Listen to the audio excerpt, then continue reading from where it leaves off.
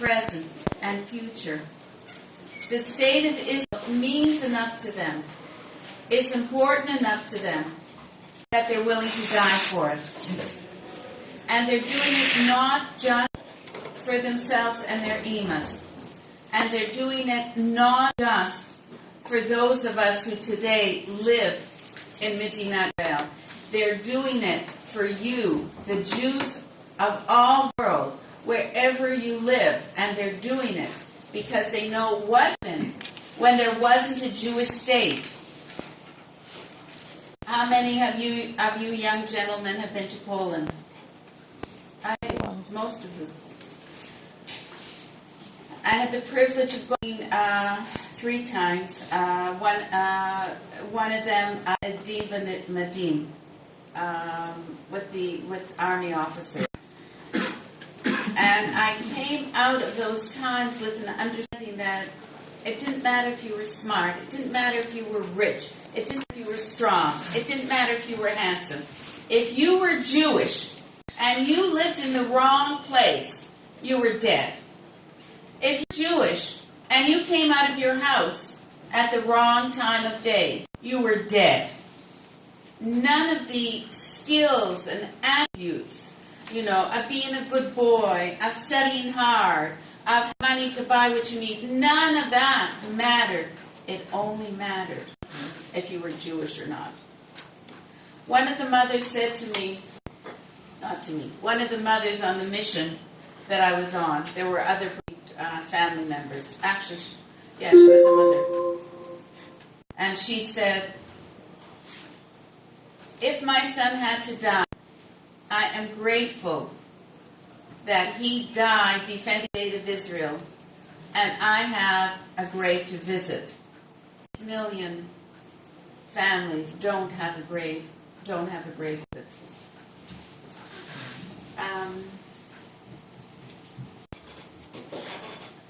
I want to tell you a little bit about Daniel. Daniel, like you guys, I was really smart. And he wasn't a very serious student in high school. I'm sure they were all very serious, learned, got good marks. Daniel, he had a lot of movies in his 11th and 12th grade. He liked to go to the movies. And then he got his mark on his final project, which was an independent project.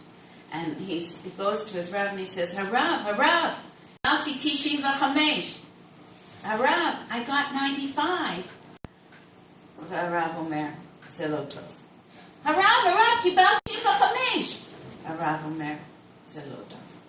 אני מבין, הרב. הוא אמר, זה לא טוב שמישהו יכול לא לעבור 4 ולקבל ציון כזה. אז he got to the army after a year and a half in Atzmona. And he got to the army, and he was still smarter than his officers. And he was still a bit cynical. If he could have gone out and watched movies, I'm sure he would have. He didn't. Everything they did was so great. But what they do is they take 20 young men. Some are smarter, some are less smart. Some are stronger, less strong. Some are with good boys, with attention spans. And some are troublemakers. And they take these 20 young men, and they have to build them into a fighting unit with absolute discipline. Why absolute discipline? Because if you're talking when you're not supposed to, or you've fallen asleep when you're supposed to be awake, or a number of other things, you're endangering the guys that you're with. You're endangering them. So they have to build this absolute discipline.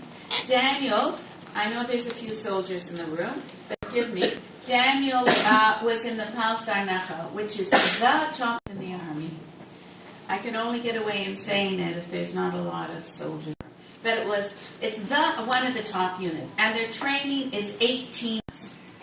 And they have to slowly take these 20 months, build up their strength, build up their stamina, build up their endurance, build up their everything. And so they do it slowly until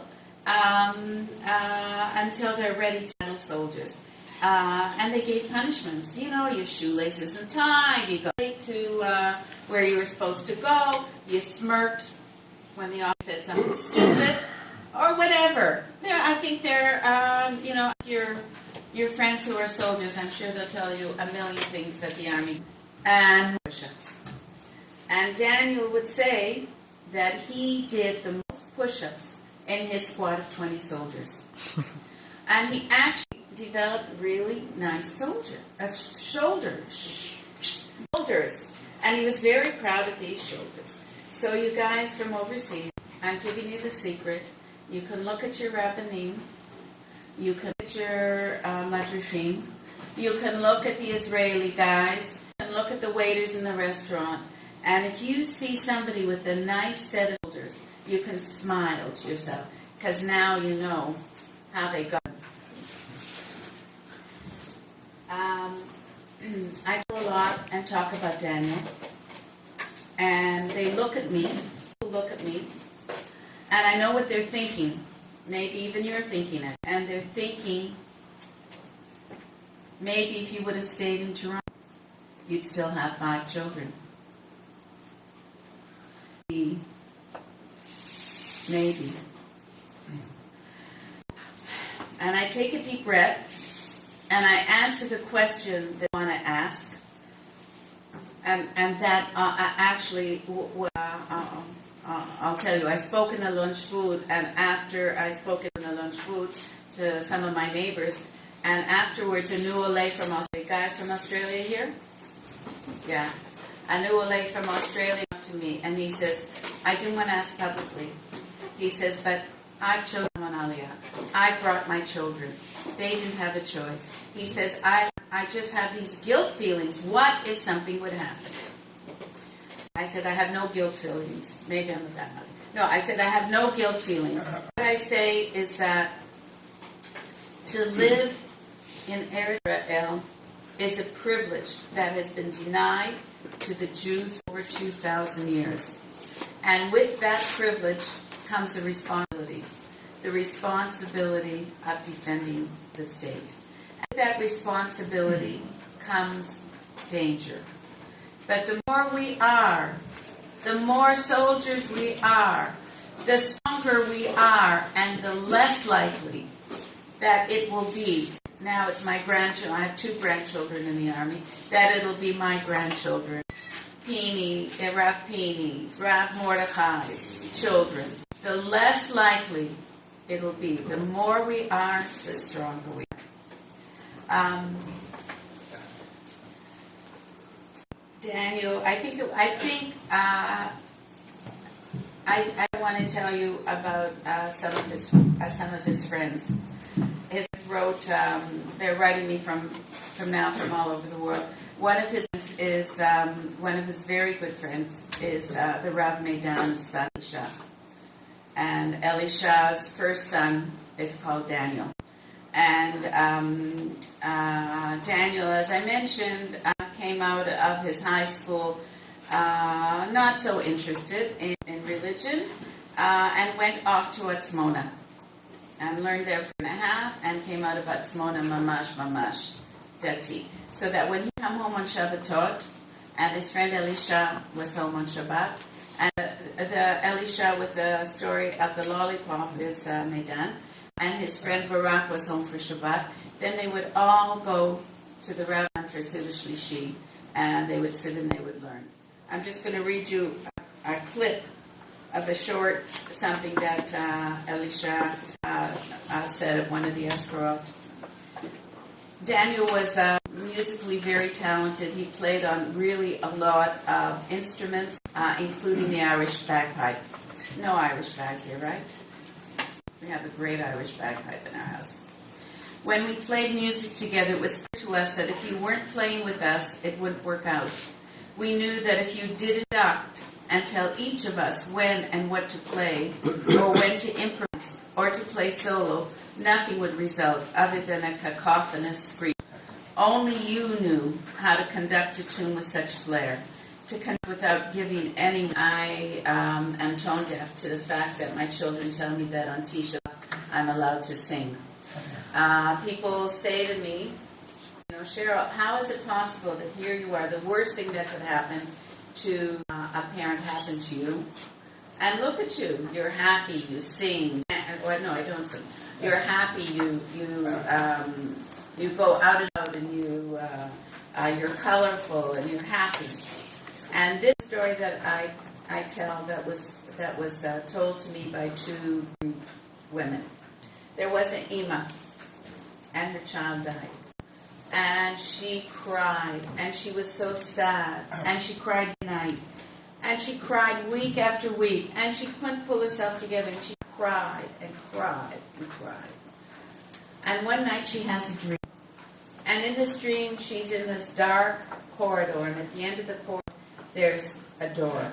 And she comes to the door, and she opens it, and she's in a banquet hall. And it's full of gorgeous, young men like you, and gorgeous women like the girls at McDonald's. And they're all sitting around a table, and they're happy. The room is unbelievable. And they're eating, and they're talking. Some of them are learning Torah. It's just such an amazing idea. In the corner, she sees her son, and she runs, and she throws her arms around him. She can't believe it. And she hugs him and kisses him and hugs him. And she can't stop hugging and kissing him. And she says, wait a second. Why are you here? Why aren't you sitting with the chevra, sitting with the guys? Why aren't you, having a good time? Why aren't you happy? And he looks at her. And he says, Ima, how can I be happy when you're so sad? I truly know that Daniel does want me to be sad. I truly know that Daniel doesn't want me to go around the world talking about him. But he can't have everything. I want to tell you, I see our time is moving on. I want to tell you two more Daniel stories, show you a movie, and make 3 requests. So now I'm going to watch my clock and move through, because you guys have got to walk ahead of you. So you've got these 20 young men. You have to train them to be fighting soldiers. It takes 18 months. When Daniel was an officer, he was actually a very, very strict officer. And soldiers would come after Daniel was killed. Daniel was killed there of Pesach. Soldiers would come after Daniel was killed, and they would tell us what I call Daniel's story. These gorgeous young guys sitting in front of us. And this is one of the stories. In the army, they build up your physical fitness, something called Madasi.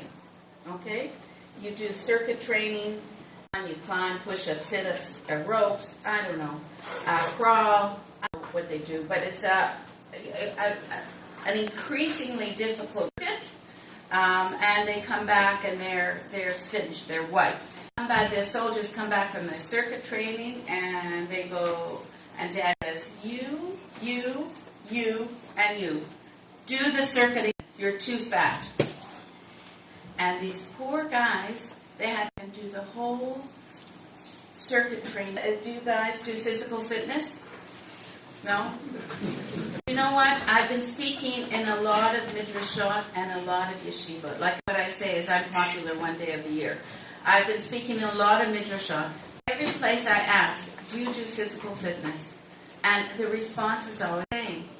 Rav Mordechai, Rav Pini, these guys have got doing physical fitness.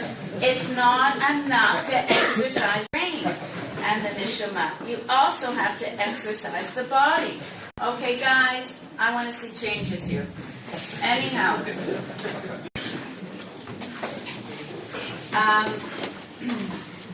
2 years ago, I was invited to speak in Australia. And the same year, we get a phone call saying our ceremony, Yom Ha'atzmaut, Yom Hazikaron, Yom Ha'atzmaut, want you to come and to raise a flag. And I said to David, I'm not going to be here. You go and invite some of the Danielim. There are approximately 18 Danielim. And a lot of friends from the army, friends from the community, children, Daniel. And so it was very, very emotional. There are people here who probably saw it. I was very emotional. Daniel goes up to the flag with all these little boys and girls. But you just invite these kids to come from all over the country just for a 5-minute test. So what David did is he invited them, and he had pizza and glita. You guys know what glita is. And so that became a tradition, pizza and glita. 2 years ago, I was speaking in Manhattan, and David says, you know what, I think they don't really want to come. I'll skip it this year. I said, how can you skip it? He says, no, I'm doing it this year. So there was no pizza and glita. So Ellie, I'd like to show your clip. So instead of pizza with glita, instead of the Danielle meeting 2 years ago, we received this this little video on the afternoon of Yom Hazikaron.